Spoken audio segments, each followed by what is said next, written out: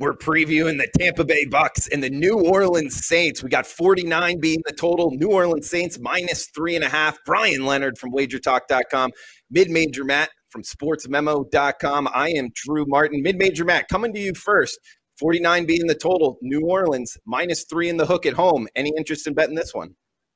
Well, I don't even know why we're playing this game. I mean, if you read the national pundits and if you see the people, I mean, the Tampa Bay Buccaneers have formed the greatest offense since the greatest show on turf here. I mean, they add a simple veteran running back in Leonard Fournette, and everybody wants to crown them. And so I know it's week one, and we don't usually go to this stuff this early, but could this be one of these situations where the Saints at home are already looking to play the respect card? Everybody's talking Tampa Bay, Tom Brady, Gronk, all that stuff, but are the Saints being overlooked here? And I wonder how much that goes into that matchup. You know, as of taping of this video, the Saints are getting closer to negotiating a deal for Alvin Kamara, so his focus should be good on the field. I really like the addition of Emmanuel Sanders. I think he's a guy that'll get the tough yards and brings a veteran presence to this roster besides Drew Brees. Jared Cook at tight end. You know, they've got Taysom Hill, who they're going to be really excited about. And I think the Saints defense is pretty good. To me, it's just, I want to go to the respect card early in week one. I think the Saints take it personally that everybody's talking about Tampa Bay, and I think we get to see, you know, a show here from the home team. And Brian, what are you thinking here? Enough to like New Orleans Saints -3 in the hook at home? This is actually two teams I'm going to be looking to play against this year. I know everybody's real hyped up on both of them. The Saints have one of the biggest home field advantages in football. I've been there. It's just a crazy atmosphere. Well, now you're going to have something totally different when you go to New Orleans. That's going to really affect the Saints, take away some of the advantages they've had in the past. You know, last year, Brees had the 4th lowest intended air yards. He's throwing short. He doesn't have the arm strength to throw long.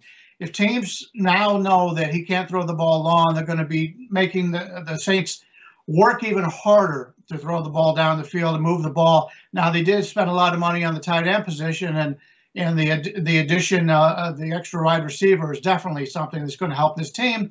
But they're all going to be short passes, and I think that makes it a little bit easier for the defenses to play them.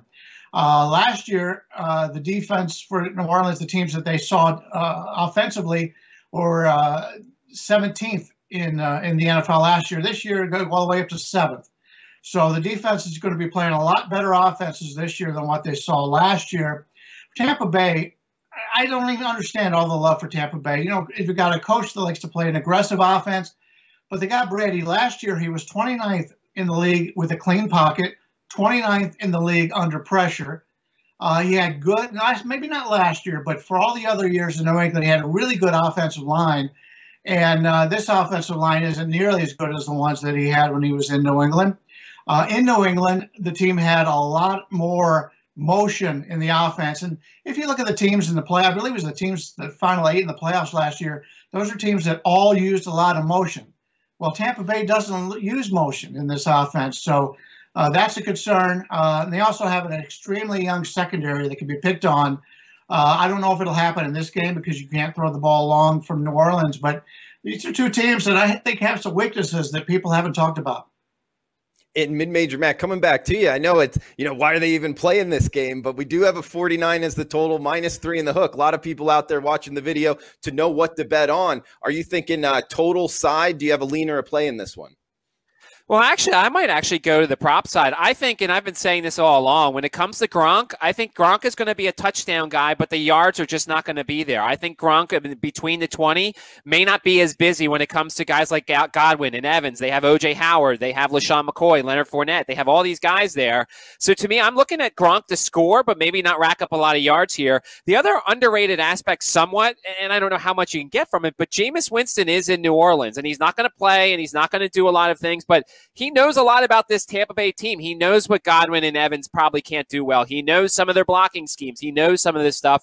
And so I wonder what New Orleans can pick out of Jameis Winston's brain to try to figure out some things about this Tampa Bay team that they're about to go up against.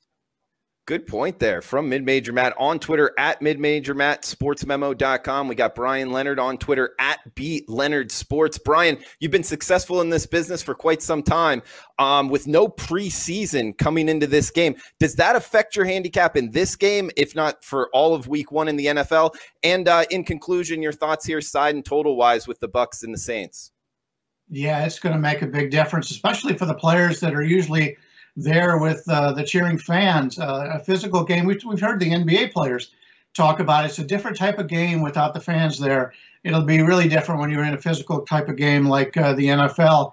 I take a look at this game, and I can't find any edges, but since we're talking about some props, I talked about New Orleans having to throw the ball short. They won't be able to go long. Tampa Bay with a young secondary. Maybe Breeze passes over would be something I'd take a look at here. And the signing of Winston, I think Winston is perfect for this offense.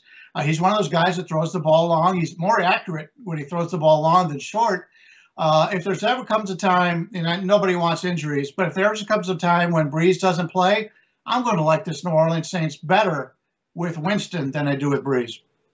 Ooh, interesting take there from Brian Leonard, WagerTalk.com. Guys, at both WagerTalk.com and SportsMemo.com, you can use coupon code FOOTBALL100. Just spell it out, FOOTBALL100 at checkout for any NFL or college football full season for $100 off. WagerTalk.com, SportsMemo.com.